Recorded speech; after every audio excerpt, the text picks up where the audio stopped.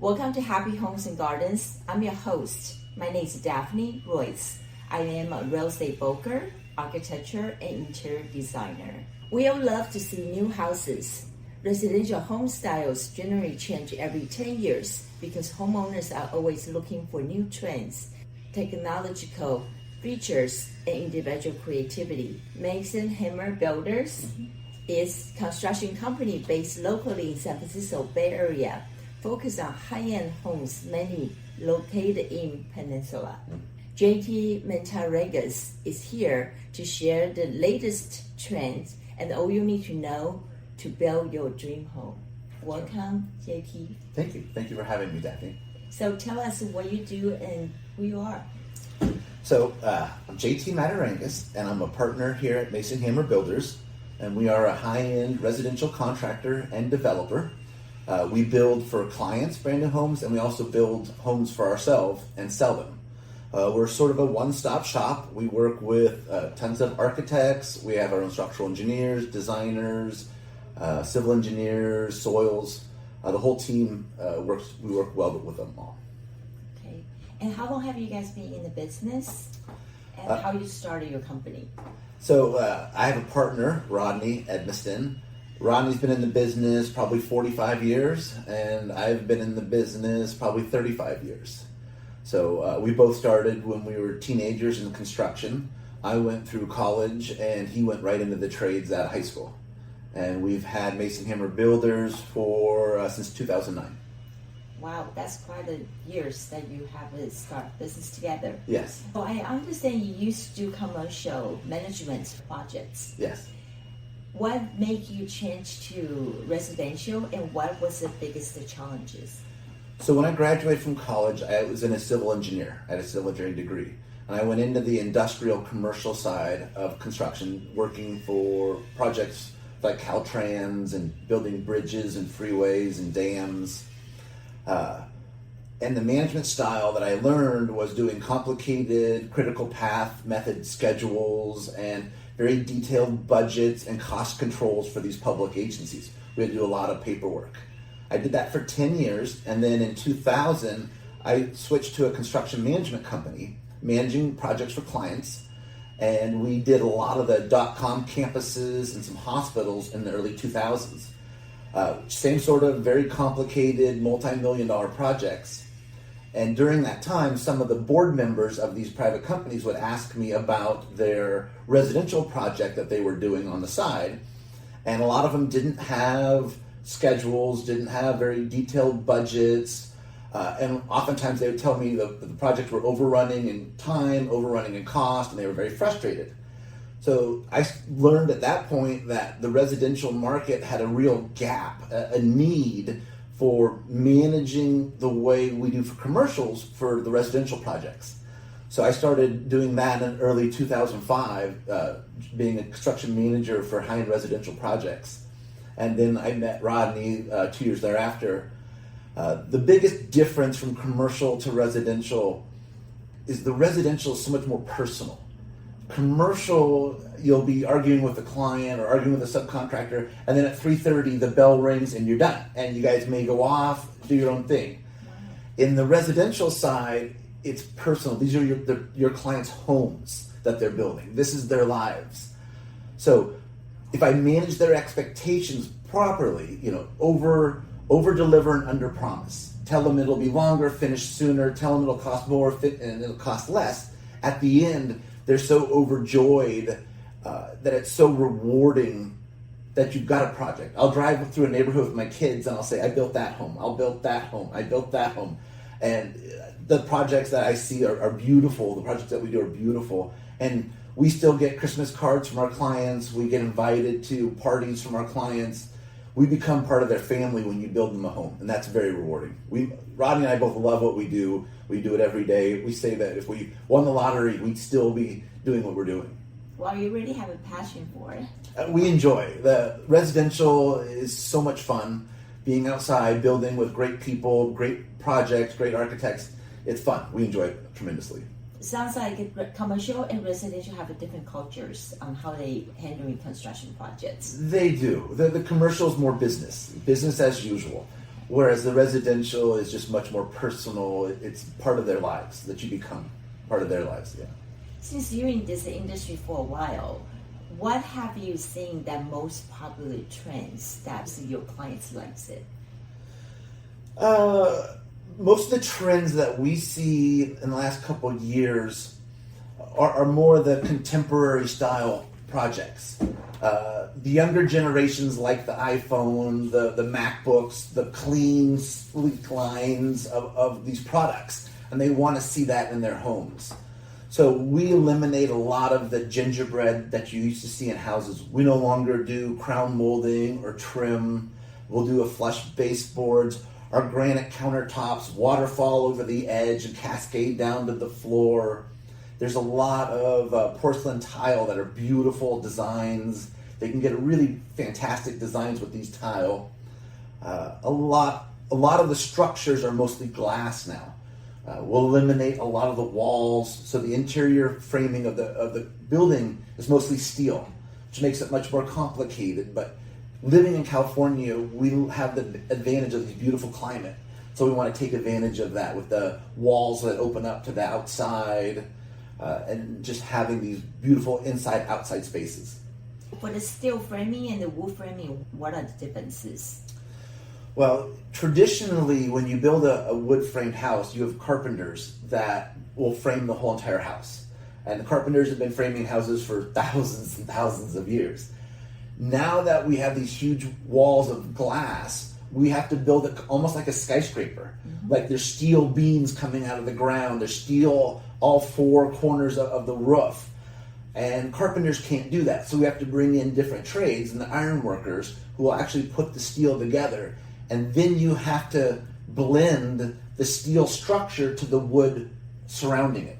So then all the steel beams get covered in wood, and you have that kind of both trades coming together. So it makes it much more complicated. In addition, our windows go from wall to wall. And so you no longer have wood can be shaved or added to really easily. Steel cannot be shaved. And so if you have a window going from steel to steel and the window's ordered a little too big, you have a very difficult time moving the steel beams, the steel posts. So for those most glass windows as well, mm-hmm. do they use double pane or triple pane for the energy? Correct. With Title 24, the more glass you have to spend more effort on your Title 24, your insulation. So we balance out how big our windows are with the type of insulation we use. All windows are double paned, but yet if we have so much glass, we will go to triple paned windows. Or for some projects that are on a noisy street or back up to a school, we will do triple pane for insulation and for noise. The triple pane really cut down on the noise. We also do increased insulation for our houses so that we can do more glass. So we'll do a combination, a hybrid system where we do spray foam, and then in addition to that, we use the conventional batt system. So by combining those, you can get like an R48 ceiling where the code minimum may be R30. So we'll go up and beyond the code so we can get more glass for our insulation. Okay. Steel frame versus wood frame, the time that you spend on the construction are the same? The steel's going to add a little bit more complexity, so it'll be a little more time, and it will be more costly because of the two different trades that you're bringing in. But the conversely, the project that you get is so much nicer design. With more glass, you really get to take advantage of the backyard, the surrounding area. So even though it may cost a little more and take a little longer, our clients love the designs. Do new type of a style would last? Every 10 years or so, we get different styles. So 10 years ago, we were doing a lot of Tuscan style homes with the clay roofs and the travertine floors, stucco smooth exteriors and tons of crown molding and wood stained doors that were knotty alder. We did a lot of those in the last 10 to 15 years, and that style's come and gone. So this style, it is trendy right now, but it also goes back to the 60s. The whole modern style originated in the 60s, and now it's coming back. So we get a lot of reoccurring designs, and if you wait long enough, I think the style will come back. Okay. So what I understand, the new style is less molding, less decorative. Yes. Compared to last trend, which is 10 years ago. How about the construction costs? Are they similar or are they actually different? The construction costs have gone up, both because of the pandemic and because of the style. So during the pandemic, we saw lumber go up 300%. It tripled in cost.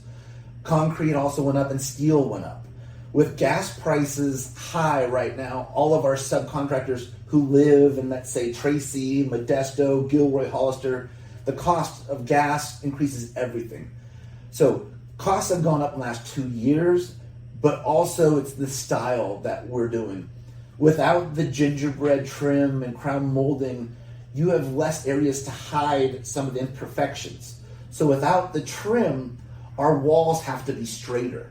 And the new design, we're doing 10-foot tall walls, 12-foot tall walls, 17-foot tall walls. So our lumber has to be straighter. So we buy straighter lumber, we buy engineered lumber or kiln-dried wood. That cost gets driven up, the overall price, but it has to be, because if you see a wall that's that tall and it has a little wave to it, if you used wood that was still wet, that'll really show. So we'll use better products because we have less chance of hiding it. You'll notice it, which separates the beginner builders from the advanced builders. It kind of separates us. So we like the more contemporary design because you have less area to hide the imperfections. Good quality will really show. Okay. And I understand the new building code requires some areas to use 100% electric. Have you found any challenge for that? There is. Electric furnaces have been around and are very efficient, and we've been using those for probably the last 5-10 years. So there's really no challenge to go into electric furnaces. That's fine. Electric hot water heaters, those do pose a challenge because in the last 10 years we've gone from tanked hot water heaters to tankless hot water heaters.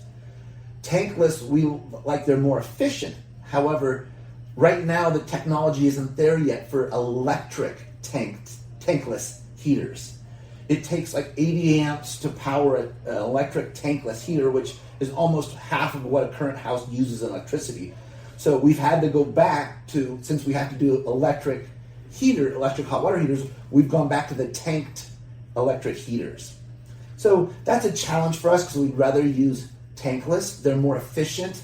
The technology hasn't caught up with the code demand for no gas. There are other issues also. Cooktops. We used to like gas cooktops. Now it has to be induction, which is going to take some getting used to. And if you want to put a pool in your backyard, spas used to be gas heaters. And now with electric, it takes maybe 5 or 6 hours to heat up your spa, whereas it used to take 20 minutes. So now if you want to use your spa in the outdoors, you have to think about it much, much sooner. Everything will become secondhand in 4 or 5 years, 6 years, but right now we're facing a little bit of challenge. Okay, I have a couple questions for you, would you just say. So is the electric hot water heater same as heat pump hot water heater? Yes. Okay. Yeah. The heat pumps that we use are basically the same. Okay. Yeah. So basically the furnace, also the heat pump furnace that you references to. Okay. Correct. Go back to the spots. We cannot no longer use the gas as a source to heat the pool spot. Some jurisdictions are outlawing gas for heating of inside the house, but they're still allowing you to do gas to the outside. Okay. So you can still do a gas barbecue and a gas spot heater. However, some jurisdictions like Palo Alto and others are completely outlawing all of gas. So right now it's nice to be able to get gas to a barbecue and a spa. Pretty soon those will be outlawed as well. Okay. Would people ever consider to use a solar panel to generate heat for the spot? You can, I believe. It's easier to use solar for your pool heat because the temperature of your pool, you want it to be 85 degrees. And solar panels can generate that temperature to get the pool to that. But for your spa, A lot of times you want to turn your spa on at night, and your solar panels aren't working at night. So the solar panels for the spa really don't come into play. Yeah, it's not there yet. I do see a lot of new constructions that has a beautiful light well and basement. So is this going to be good for the earthquake country, or this is just something that people want the extra square footage? In the Bay Area especially, the cost of land is gone through the roof astronomically. So much of your investment, if you want to build a new house, goes into the cost of the land. And because, let's say if you bought a 10,000 square foot house, a lot, the maximum size that most cities allow is somewhere between 30 to 35% of your size of your lot. So on a 10,000 square foot lot, you can build a 3,000 to 3,500 square foot house. What we recommend of our clients is if you go down into a basement, that square footage doesn't count against you. So you can almost double the size of your house by doing a basement. In the old days on the East Coast, a basement was dingy, small, cramped, dark, damp. So most people, when I recommend a basement, they have this idea that a basement is not what they want to spend their time. Nowadays, when we build a basement, most of our homes, we specialize in doing basements. So our basements will be at least 10 foot down. So when the ceiling height goes from 8 to 10, you get 20% more volume in that space. Then we do light wells on 3 to 4 sides of the house. And our light wells will put in huge movable sliding doors that are 10 foot. So when you walk down into the basement, first off, it's very tall. You'll see natural light coming in from all the directions. We'll do radiant heat. So in the winter, that basement space will be 80 degrees and it'll feel so comfortable. And in the summertime, when you turn off the radiant heat, the basement stays at 60 degrees. So it offsets either way, the basement will feel comfortable. Then when you go from a 3,500 square foot house to maybe a 6,000 square foot house, the extra rooms that you can have in the basement, we typically do great entertaining space. We'll have a game room. We'll have a gymnasium, a workout, home workout. We'll do a sauna, a wet sauna or a dry sauna. We will do a wine cellar and a bar. We will do a theater, a great stepped up theater that's 500 square feet. And then we usually do like a laundry room down in the basement. And then we'll do one extra bedroom in the basement that opens up to one of the light wells with a separate entrance. So if you have a college-aged kid coming back, he can stay down there with some independence, or an au pair can stay there. And then typically for multi-generational houses, we put an elevator in a lot of our projects. That elevator can connect the main level to the basement or a second level. So if the grandparents want to watch a movie in the theater with their grandkids, they don't have to navigate the stairs. They can take the elevator down. So we really see basements in the Bay Area as becoming more commonplace. And the more and more we do them, the more high-end features we'll put down there. All of our clients that live in the houses love the basements. They say they're so glad that they have the basement. And they probably have a more soundproof, right? Oh, the basements are really soundproof. So when we put the theater down in the basement and the kids are with their friends watching, a Top Gun movie with the jets screaming by, you can't hear it in any other room. Or if they're playing video games, yelling at their friends while shooting up, none of that gets heard. It becomes their own little oasis, and no one else in the house has to hear them. I used to have a neighbor next door to my house. One of the teenagers loved to play drums. Oh. So he's going to the basement in the middle of the night. I can hear slightly, but hardly. Yeah. Yeah. We will do wine cellars. We've done music studios. All of that's great space for a basement. Doesn't need windows. It really does well with the 12-inch thick concrete walls. That'll deaden the sound and it'll keep the temperature constant. So for a music studio, an art studio, or wine, it really makes sense to have it in the basement. And I heard it's good for earthquake anyway, because Yes. the foundation is way, way, way deep in the It ground. locks the house into the bedrock down below. So when you get a ground shaker and it moves it, if it's a single-story house built on a conventional, in the old days, those houses could fall off their foundations. Now we secure them with seismic anchors. But even basements are doing that more so. It really ties the house into the earth. Let's talk about permits. It's harder to get permits after post-pandemic. Yeah, yes, absolutely. A lot of the jurisdictions that we work with, a lot of the cities here in the Bay Area, they're still working remotely. So a lot of their staff isn't in the office, so it's hard to go into the jurisdictions and check on your permits. A lot of the cities don't even like you to come in still. Also during the pandemic, some people retired, others left the industry, and a lot of these cities are still understaffed. Even though the pandemic is on the, we're getting out of it, most of the cities are understaffed and working remotely, and that still takes the permit process from 1 year, doubles it to 2 years. On a project that we were the developer on, we typically would buy a property and we would say 6 to 8 months to break ground, which is aggressive, but as a developer, that's what we would schedule. For clients, we would typically tell them a year from when they buy a property to break ground, and now those timeframes have doubled. Clients are spending almost 2 years, some even more, to get permits, and us as a developer, we're about 10 to 12 months. So if you're going to do a project, you need to plan on that. Hopefully it'll get better in the next year or so, but we haven't seen it so far. It's just that the agencies are still understaffed. What cities are you mainly covered in the Peninsula? We do a lot of work in Menlo Park, Palo Alto, Los Altos, projects in Atherton, Woodside, Hillsborough, and as far south as Los Altos, Mountain View, Saratoga, Los Gatos.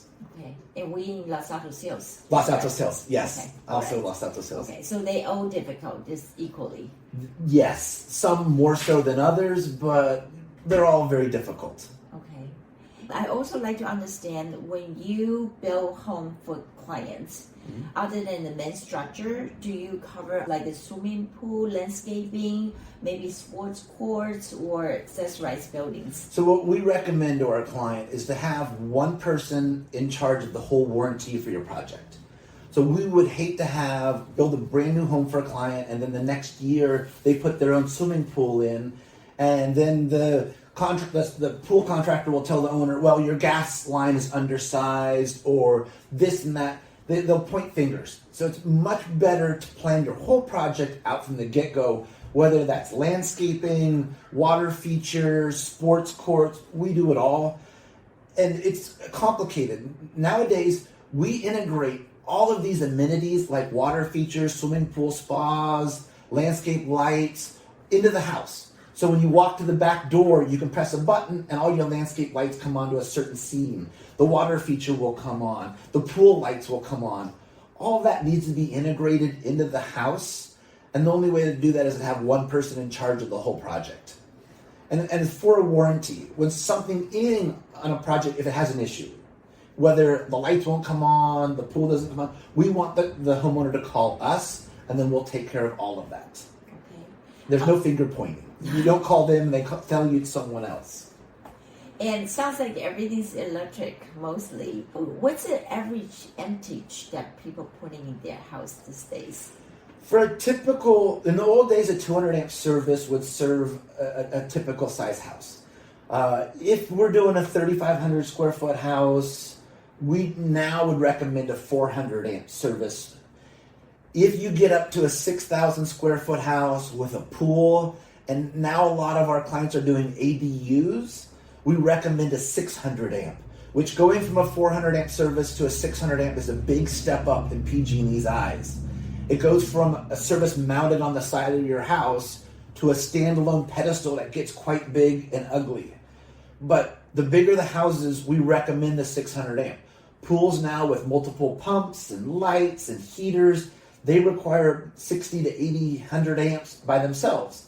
And then you get like a pool house or an ADU, we typically dedicate another 100 amps because those smaller structures will have a kitchen, they'll have a range, a refrigerator, a garbage disposal. All of those now require their own circuits.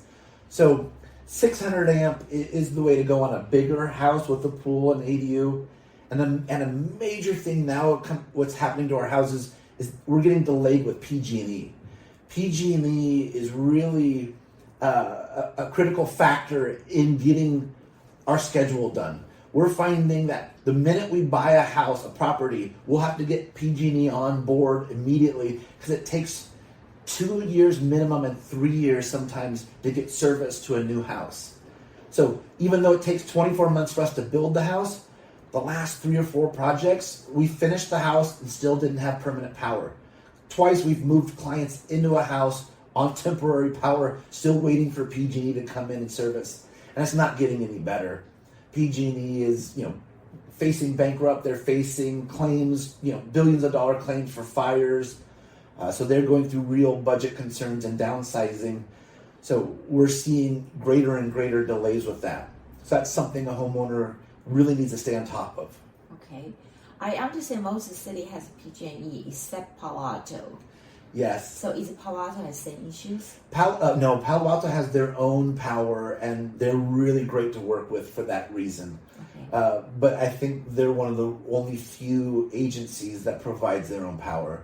Most of them, you go to PG&E for power.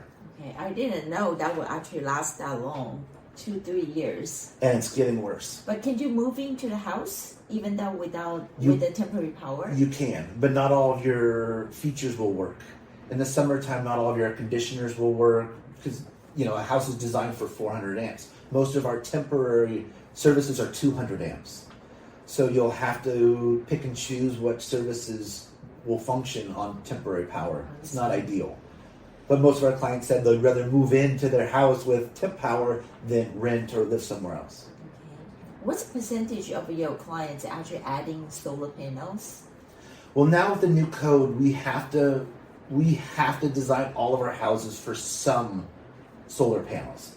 So the cities make you, I think it's a California law that you have to design for the minimum, which is maybe like 4 to 6 panels, which is not enough to power a house completely, but it's a start. So then we'll go in and convince our owners, to really go the extra cost and provide enough panels to power your house with off the grid. It's a large initial cost, but if you're planning to live in the house for at least 6 years, you'll get that cost back. And with power outages that we're getting in the summer, we really recommend backup. And if you have solar panels, you can put in backup batteries that will power your house for weeks on end during the summer. It's really the way to go. Some of our clients even go the extra mile and put in a backup generator because if you lose power in the winter time, you won't have enough solar power to generate power, so then the generator will kick on. So backup battery is the same like a power wall? Yes. Okay. Yeah. Okay. So it's really a nice way of providing backup power to a house during the summer. Okay. Do you have other technology other than the solar panel? Maybe the roof tiles or the film or other type of... There is the roof tiles that are going in. We have yet to do that. We've had 3 or 4 clients express an interest, but the backlog in clients from the subcontractors who do those power roofs, we haven't seen it yet. It's going to be a phenomenal technology. It's still relatively new, and we don't advise our clients to be the guinea pigs for that. We'd rather wait and let this get all the kinks ironed out before we put it on our clients' houses. Okay. But there are new technologies, and they're fantastic. Yeah, well, I just find that we don't develop as fast as we can catch Yes. the technologies. Yeah, the technology sometimes is quicker than the capacity that we have for it. How long does it take the typical construction compared to before the pandemic? Well, during the pandemic, our construction was really delayed because throughout the project, we have to bring in inspectors to make sure the framing is done right, the wiring is done right. And the inspectors were very concerned with COVID, as they should be. So we would have to have the house vacant, we would have it cleaned, we wouldn't have anybody there when they would come. So that really delayed that whole inspection process. We also wouldn't have full crews working because we didn't want to have different subcontractors intermingling. Since the vaccines, our construction is pretty much back on track. So for a smaller size house for us, which is let's say 3,500 square foot, we'll build that in 12 to 14 months. As you get more complex, a 5,000 to 6,000 square foot house with a pool and an ADU probably takes us 16 to 18 months. And some of our bigger homes, which are 10,000 square foot, they'll take between 18 to 20 months. And these are the more complex contemporary style with the steel framing and all the glass. If we did a track house, with conventional framing, not modern design, those go quicker, in the 8 to 10 months range, 10 to 12 months. Okay, so that's pretty standard. Yeah, I think they're back to that now. You'll see when you go out of the Bay Area to, let's say, Gilroy or Tracy, those homes will go up very quickly. They're back on track to 8 months, 12 months, 10 months, something like that. Okay. And do you finding materials are harder to get, or the supply chain is a little bit challenge for you? It still is. It still is. We are having a hard time.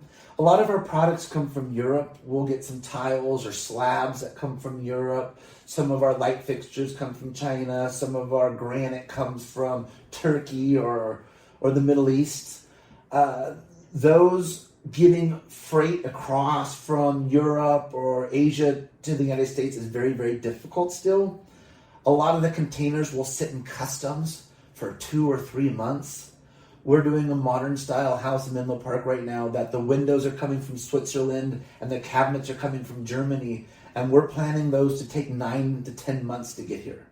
So we've just broken ground on the house and we've already ordered the windows and cabinets, which is going to make our framing much more difficult. Because in the old days, 5 years ago, we would frame the house up, then measure for all the windows and order it because it would take 6 weeks to get windows.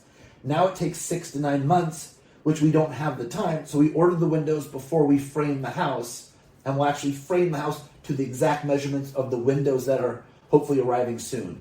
So if you could build a dream home, what would it be?